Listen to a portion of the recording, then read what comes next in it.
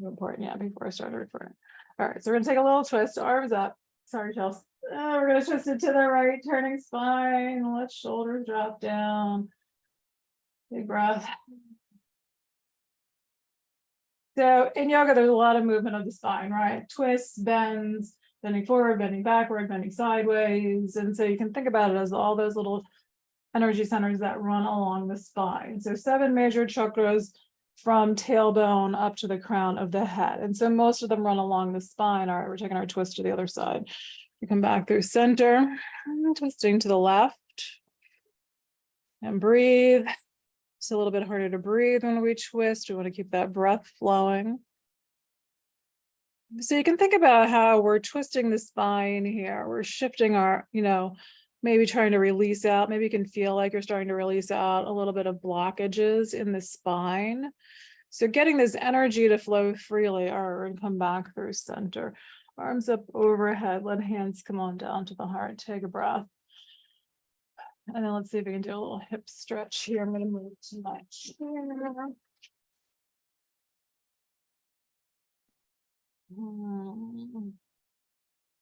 All right, 2 people are in the waiting room. All right, here we go.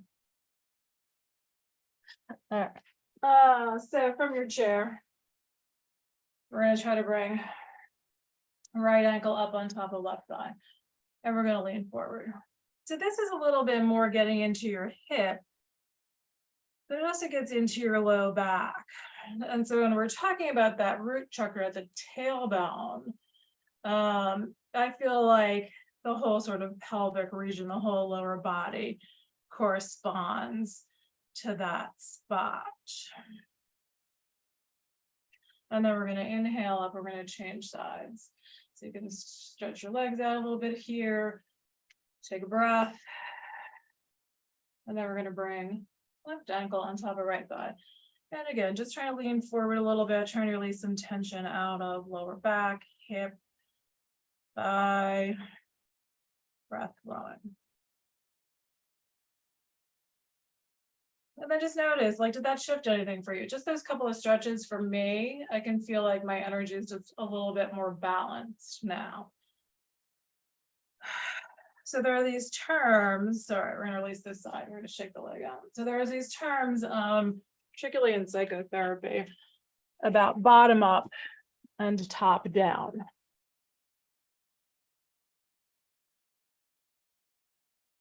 So bottom up, what's happening in the body influences what's happening in our minds.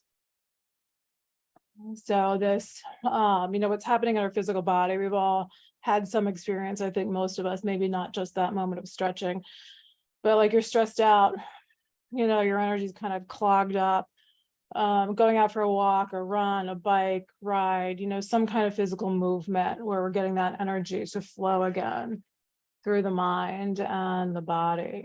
So we've had that experience for most of us, maybe not consciously, of moving our bodies, creating a shift mentally. And so then top down is that what's happening in our minds also affects what's happening in our bodies. So that, when we're emotionally tense, worried, that can really cause a lot of physical tension in the body. It can cause pain, inflammation, and on and on. So these energy centers, the chakras, run along the spine. So on our central nervous system, running through the spinal cord. So they're all in line with that energy. I just kind of pause to think about that for a moment. So these ancient yogis, it's all about, just their own observation, feeling what's happening in their bodies, observing what's going on in their minds and in our bodies. And of course, daily life, we're so distracted. We're not all that conscious of how our thoughts are connecting to our bodies usually. So yoga is a cessation, yeah. Sometimes the words don't just strike me in the right way. Cessation of mind chatter. So just all the little, worries, stresses in our minds. When we get to a state of yoga, which is what this whole idea of freeing the energy along the spine is about, that we're getting to the state of yoga, state of enlightenment, we're in this calm, clear-headed, healthy physical state. All right, so 7 major chakras that run along the spine. They're a link between the spiritual and the physical. Each chakra represents an aspect of emotional well-being. And so there's a lot of different ways to think about the chakras, but this is really what we're going to focus on today. And then balancing the chakras. So when they're not spinning too fast or too slow, but right. So when we're not, too stressed out or too exhausted, or, all of our little energy centers are moving in a more balanced state. That's when we're moving. There's this Kundalini energy can rise up from the tailbone up to our, crown chakras. We reach the state of enlightenment, which is this total state of well-being. So if anybody's seen anything about polyvagal theory, which is largely about trauma, Dr. Stephen Porges is really credited with this theory about the vagus nerve, about our nervous system, and how our nervous system is always seeking safety. So whether we're thinking about it or we're not thinking about it, our nervous system is always conscious, sleeping. The nervous system is always on, alert for danger, trying to protect our state of being, right? Trying to keep us alive, trying to protect the organism of our body. So our nervous system is always looking out for what's dangerous, what's safe. And so what's interesting to me about this, connecting up with the chakras, is that the tailbone, the root chakra, Muladhara chakra, which is the base of the spine. So that this is the first stage of getting this Kundalini energy to rise, to move up to this state of well-being, of enlightenment, that we need to have this sense of stability, security, feeling grounded, rooted in the present moment. So again, if the chakras are these psychic energy centers, if we're not feeling, stability, security emotionally, that's connecting up to this root chakra. And so that polyvagal theory is really that we have to have this sense of safety first and foremost in order to come into a greater state of health and well-being. So hopefully that's interesting to you guys. I find this really interesting that all these ancient wisdoms are really being proven in science now. So by having this sense of safety, stability, security, groundedness. So financial stability is, I think, something that almost all of us can relate to, being a huge stressor, a huge worry.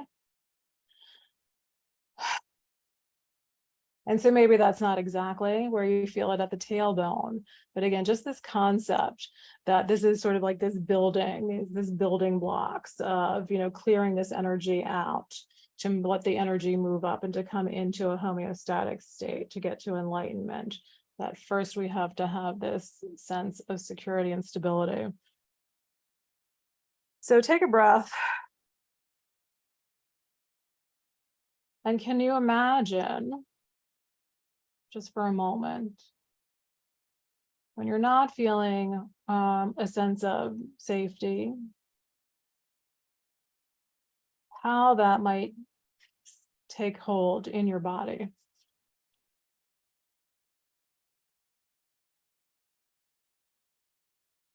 Noticing if by thinking about feeling unstable, insecure in some way, are there any sensations that arise in the body?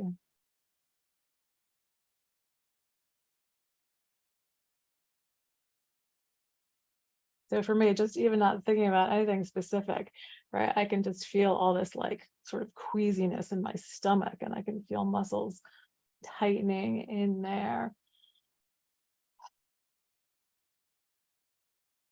So, and then with mindfulness is really being able to observe these sensations in the body, to observe what we're feeling, to have this consciousness of what we're feeling because that often really helps us to release out these sensations, these emotions, and to create greater balance in our being.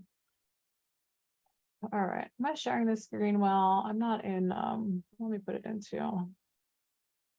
there we go. All right, so then we move up to the sacral chakra. So, that place in your back of your pelvis where the vertebrae are fused between the back of the hips. Svadhisthana chakra. And so this is the ability to move forward, right? It's a sense of flow, creativity, letting go of what's holding us back, and just adapting to all of life's changes. So, again, as you can imagine, that change in life is very destabilizing, right? Or, we get into this comfortable place, and change can be very uncomfortable and make us, feel very unsteady.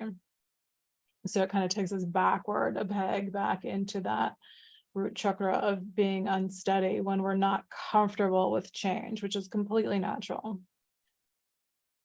And so can you maybe think about something where you feel like you're not able to move forward in some way, where you feel like you're not able to adapt to changes that are happening, and how that might feel in your body.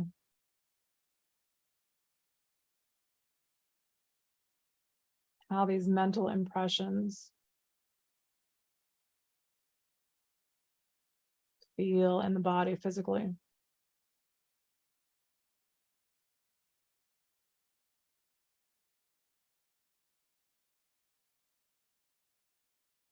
So for me, I can feel like this bit of fear, right? And things that I can't control. Like I can feel it a little bit in my stomach again, but I can feel it a little bit in my chest here. And you may feel nothing, maybe you may feel lots of things, you may feel nothing at all. We're just trying to, observe, can I witness, can I be conscious of, how my thoughts are affecting my body and how my body is affecting my mind, my mental well-being. All right, take another breath. I feel like I gotta shake that off. And then we're going to move up to the solar plexus, right? So this space, like right, where the ribs, right in that little top spot in between the ribs. So this has to do with inner strength, self-esteem, self-confidence, courage, and ambition. So in order to move forward in our lives, in order to have a sense of self-esteem, we have to have this sense of security. And maybe then this ability to adapt and change also comes along with helping us have a little more self-esteem, a little more self-confidence. And so again, can you kind of think about those moments in life where you're not feeling so self-confident? Like right before you have to do a presentation and you're not sure there's any thoughts in your head, or that any of your thoughts make any sense. And then how might that feel in any of these moments where you feel like you're not quite good enough, and you're really lacking a little bit of confidence?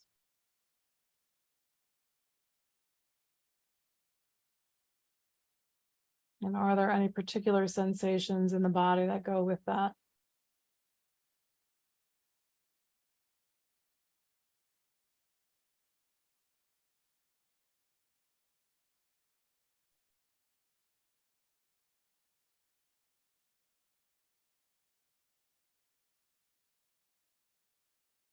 So I feel like I felt this one a little more in my brain, right? Like right through my forehead. At first I was thinking I didn't really feel anything because this is so much a daily part of my life, right? Is this, these childhood wounds of not feeling like I'm good enough, which I think is relatively universal, that we all have these self-doubts and feeling like we're not good enough in a lot of our daily life. So at first I was thinking, I'm not really feeling anything because I'm so used to feeling like I'm not good enough. And then I was like, no, I'm feeling this in my brain. Interesting. All right, so we're gonna shake that one off. All right, and then the heart. So the heart chakra, they also say, is really the seat of consciousness, that this is really where all of our, consciousness and wisdom really comes from, the heart chakra. So the heart chakra, when this chakra is balanced, with this energy center is balanced. So again, we worked on all these other things. We worked on stability. We've worked on this state of being in flow, because everything always changes, which in some ways is good because the bad stuff also changes. But our sense of stability also comes from, right, things being this sameness. But so when we can get to that sense of stability, even when things are changing, we can feel self-confidence, then we can get into this place of self-acceptance, that all of my imperfections are just what they are and they're a-okay. We can get into this place of compassion, gratitude, and joy. So if you take a breath and you kind of think about self-acceptance, right? This idea of self-love,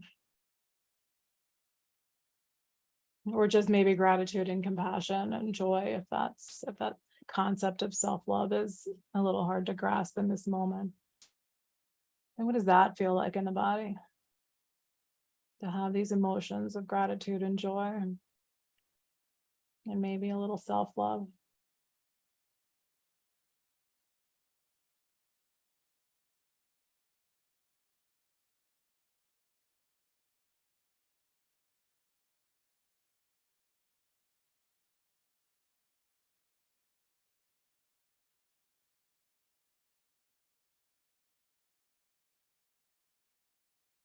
And take a breath. So that's what I'd like to hold on to. Right, more of that. So I feel like this is something really that we need to be conscious of, the things that are difficult for us, for our challenges, our stresses, the places where we're not self-accepting. But then we have to really shift our minds to focusing on compassion, joy, self-acceptance, because I think that, this is really where we get into this state of balance. So again, how we're thinking, influencing how we're feeling. So hopefully you guys are feeling some little connection between just these thoughts and what you're experiencing physically in your body. And I really believe in this concept that what we focus on grows. So when we have to be conscious of, the difficult things and the negativities, but then we need to really shift our brains into focusing on the good things, on the joy, on, all the great things about ourselves, and, journaling, writing this down. So shifting this energy, right, so that we can let this energy flow through our nervous system, through our spines. We can get into, so in polyvagal theory, they talk about getting into this ventral vagal state. So when we're in balance, we're in homeostasis, we're not in fight, flight, or freeze. And I think that our thoughts can really influence us getting into this state where our nervous systems are balanced and not completely, either fight. You're either in this homeostatic state of ventral vagal, is how polyvagal theory goes, or you're in sympathetic vagal, which is really fight or flight, right? Where we're really, hyper, stressed out kind of energy, right? Adrenaline flowing, anxiety, that kind of thing. Or we move into dorsal vagal, which is the freeze state. So it's this kind of shut down, where we're just preserving life by, shutting down shutting down the energy flow that happens in fight or flight and sympathetic vagal, that we're really just coming into the state where we're just, it's essential energy output only, just really trying to preserve life. And so I think that for me is where I tend to go when I'm really stressed, is like, I just tend to shut down, emotionally and physically. So getting to this ventral vagal place, which I think is really, more heart chakra related. It also has to do with the vagus nerve and heart rate variability. So that's when we're in this homeostatic state where we have our greatest abilities to heal, physically as well as mentally. So I think the more that we focus on these, concepts of self-acceptance, joy, gratitude, compassion, I think we can really get into that more balanced, healthy, healing state. And also where we're more social. So that it all has to do with co-regulating with other people, right? We really do pick up on other people's energy. And so when we're in that ventral vagal place, we're able to be more social. I don't really have that part completely down, but there's something about the social state being part of how we stay healthy. And that we're in fight or flight or freeze. People don't really want to be around us because we're not fun. But also that, just interaction becomes much more difficult in those states. All right, so throat chakra, communication, self-expression, inner peace. So again, can you imagine? This has to really do with it has to really do with communicating from a place of compassion. But just think about when you're not really communicating well. Maybe you're bumping heads with somebody, or you're just holding back in expressing yourself, right? And expressing like your true thoughts and feelings when you're feeling like I'm going to hurt somebody's feelings if I say what I think, or again, maybe that insecurity that what I'm going to say doesn't make sense. So just think about like when you're really kind of holding back, you're not communicating effectively. How does that feel in your body?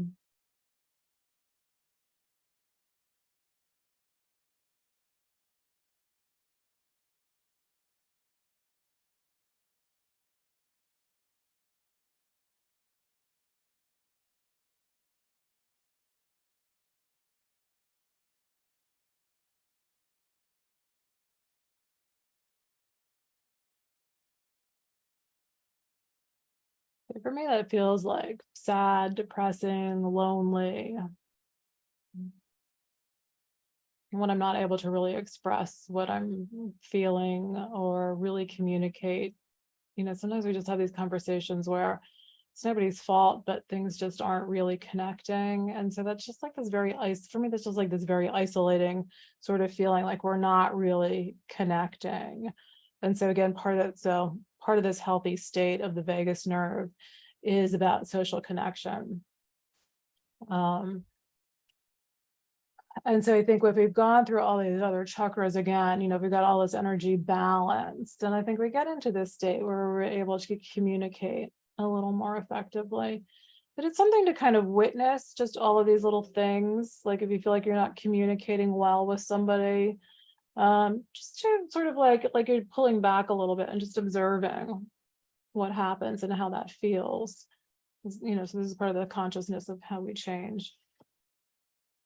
All right, third eye chakra. So right between the eyebrows. So this is clarity, intuition, imagination, insight. So when we're stressed out, we're ill, it's hard to see clearly. It's hard to find our way to, like what's that next thing? So again, once we've kind of built this whole pathway, then I think a lot of times, right, we get those moments of just, especially when we're relaxed. I find this is really true for me.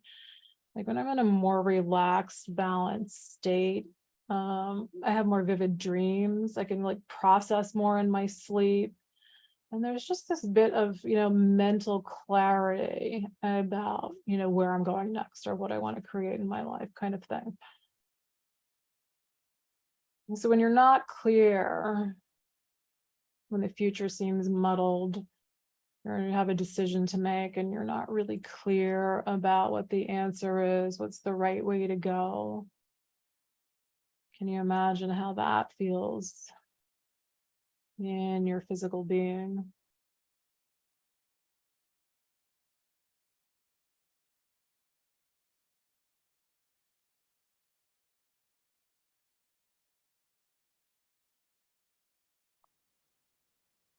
Oh, all right. Time's getting late, so I'm going to try to go a little faster here. All right, take another breath. So again, for me, I could really feel that in my brain, right? I could really feel that sense of like, right, tight and brain fog. Definitely a lot of brain fog in the last year. All right, so crown chakra, Sahasrara.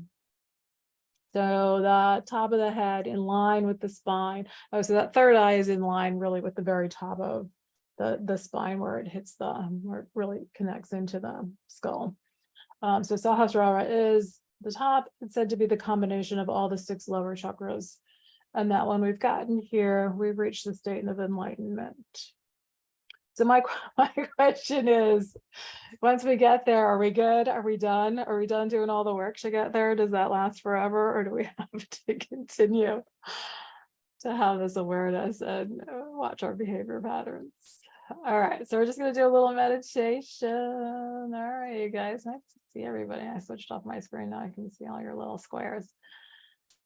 All right, so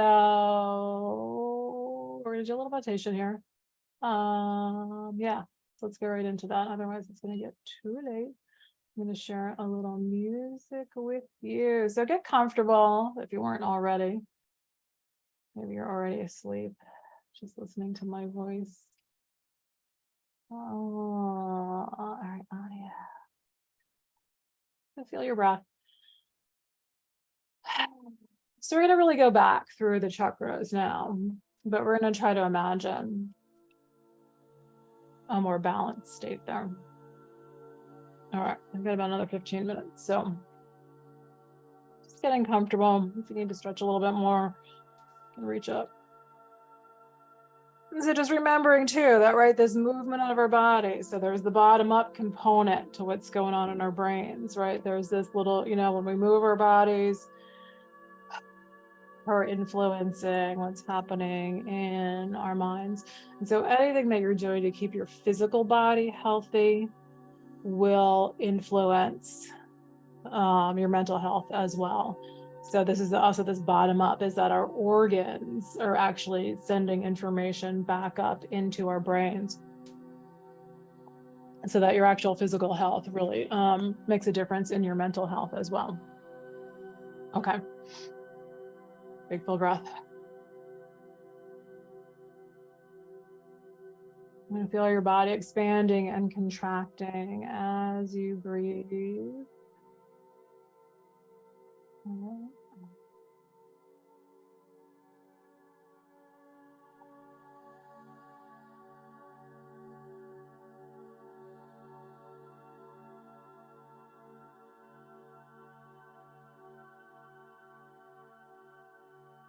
And then just as we take the mind through the body, you're just observing any sensations in the body. So just like we just really did, thinking about different emotions and noticing what we're experiencing in the body. Just notice any sensations.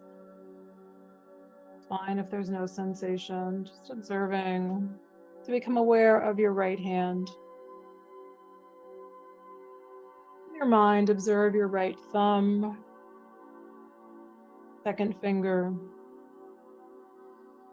third finger, fourth finger, fifth finger,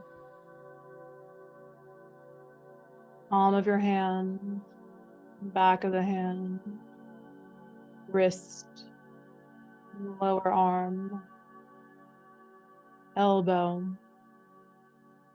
upper arm, shoulder. Observe your left hand, the left thumb, second finger, third finger, fourth finger, fifth finger, palm of the hand, back of the hand, wrist, lower arm, elbow, upper arm, shoulder. Observe your right foot, the right big toe, second toe, third toe, fourth toe, fifth toe, bottom of the foot, top of the foot, ankle, lower leg, knee, upper leg, hip. Observe your left foot, and the left big toe, second toe, third toe, fourth toe, fifth toe, bottom of the foot, top of the foot, ankle, lower leg, knee, upper leg, hip. Observe the whole pelvis, hip, sacrum, the lower back, abdomen, the rib cage, chest, shoulder blades, tops of the shoulders, spine, neck, throat, jaw, tongue, lip,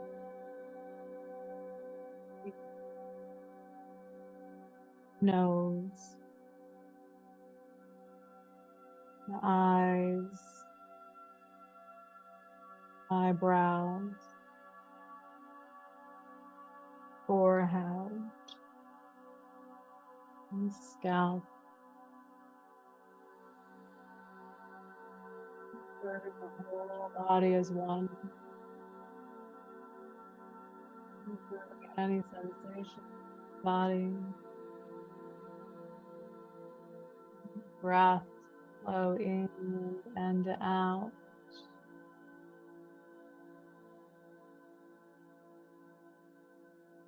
And then take your mind to the tailbone, to the root chakra, this base of the spine, the source of stability for the body.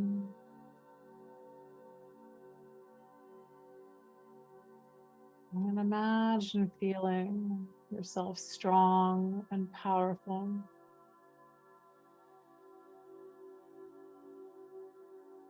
And imagine the feelings of safety and security. What are the feelings of being safe and secure? Try to feel those sensations in the body.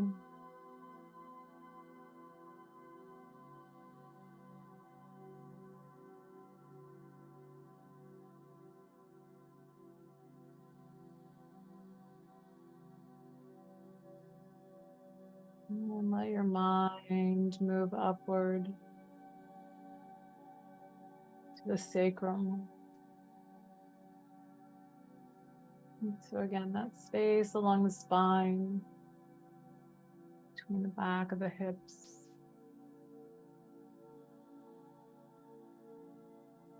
And feel the sensations of creativity.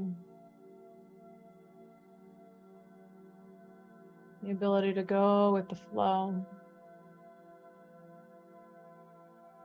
letting go of what no longer serves you, releasing out old habits and thought patterns.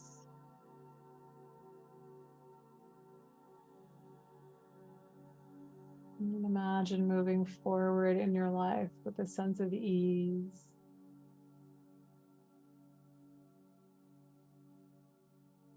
And what does it feel like in the body when your life is in flow?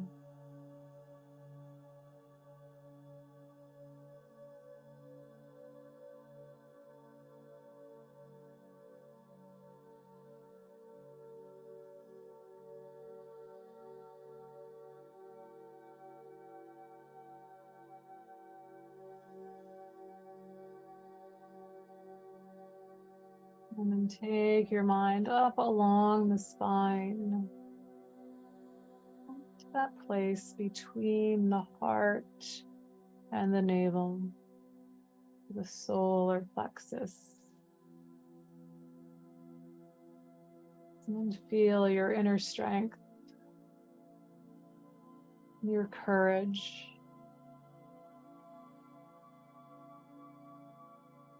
You have been through many difficult things to be here in this place in your life.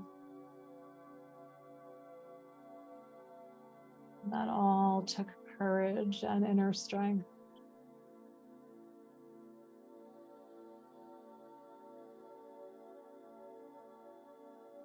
Feel that sense of courage and inner strength. What do those sensations feel like in the body?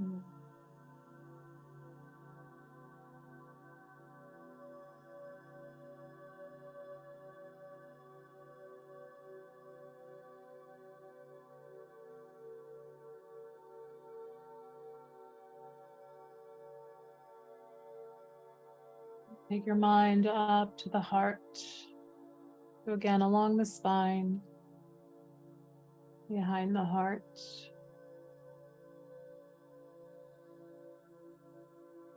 And feel that you are filled with light and love.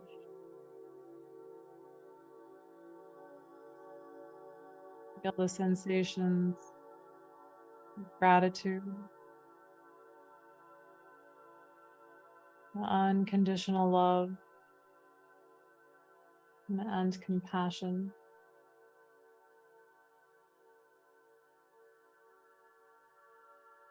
And feel those sensations in the body. Gratitude, love, and compassion.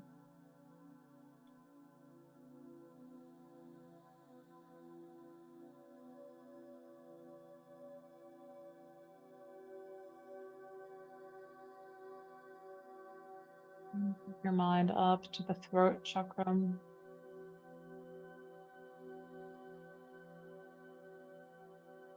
And feel your ability to express yourself clearly, and to communicate in a way that's healing. What does it feel like when you're able to express yourself freely?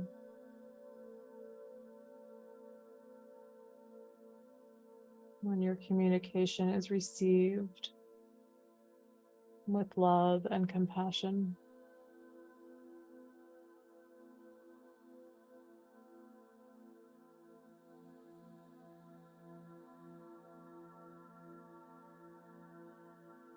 And take your mind up to the third eye.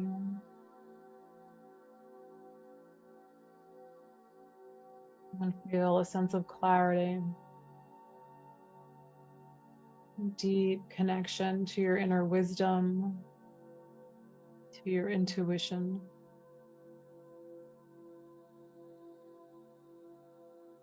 What does it feel like when you have clarity of mind? when you're connected to your wisdom and intuition.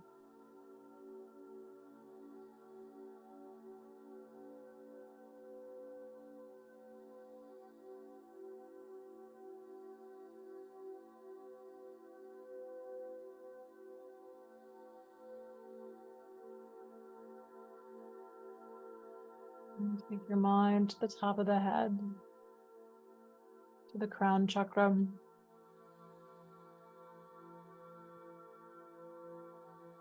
Feel yourself healthy and happy. All of the energy centers along the spine in balance.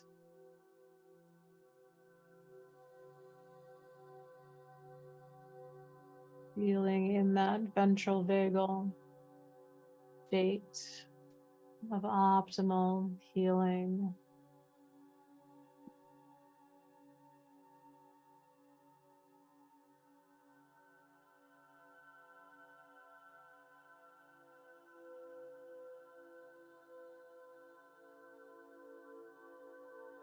And then let your breath be a little bit deeper. Observe how you are as a whole in this moment.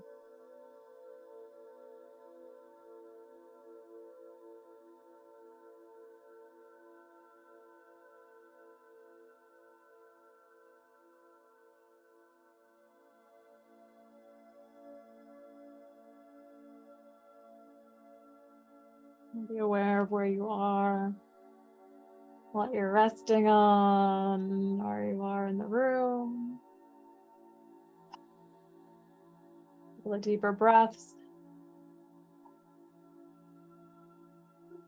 Let's do a couple more quick stretches. Let's circle shoulders. I'm going to move back to my chair.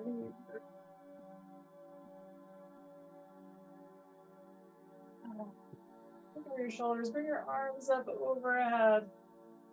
This big stretch up. Take it into another little twist, twisting to the right side, lengthen up your spine, soften your abdomen.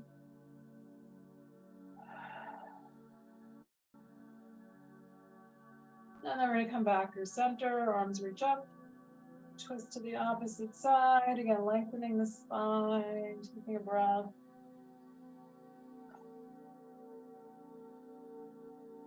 Just into a little forward fold, hands on legs, lean forward. Take a breath. Back up, another big breath. All right, so what I want to leave you with is, again, this idea that our thoughts set up shop in our bodies. So when we want to have this consciousness, right, to have everything be in balance, to be in a healthy, healing, happy state, we need to have some awareness of how we're feeling physically and how we're feeling mentally. And sometimes we can really see how that connects up. So you can look at it both ways. You can think about, you can take some time to contemplate, what you're thinking about, what you're worried about, what you're stressing about, and think about how that's feeling in your body. You may find some connection. I know I can often relax a lot of the muscles when I'm conscious of that connection. And you can do it the other way. So it can also be like, why am I feeling this pain? What's happening? Is there some emotional thing, connection? Because again, a lot of times we're not really super conscious of what it is that we're worried about or thinking about. Or we're not really listening to our nervous systems telling us that we're not in a safe space. And again, a lot of that can be just emotional. It's not always that we're not physically in a safe space. But sometimes you can just kind of backtrack that. You can be like, okay, what am I feeling in my body? Is there some emotional component to that?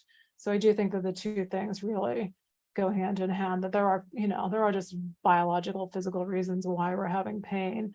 But our mental state can also really exacerbate that. It can cause inflammation, and that just makes everything worse. So just a little food for thought. All right, hands on heart. One more big inhale. Exhale it out. Thank you all for being here and sharing in this practice today. If you didn't already put your name in the chat, please put your name in the chat. I think that's what Chelsea was asking for. Yeah, put your name in the chat. All right, you guys, I'm going to stop recording now.